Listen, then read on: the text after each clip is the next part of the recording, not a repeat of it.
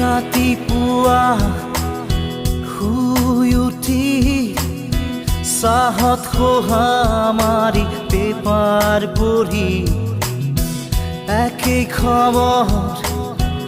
একেই ছবি একেই মৰামৰি ঠগা ঠগি 9 বজাত গা ধুই উঠি পেট পূজা কৰি কাপোৰ পিন্ধি অফিচ কৰি দিনটো খাটি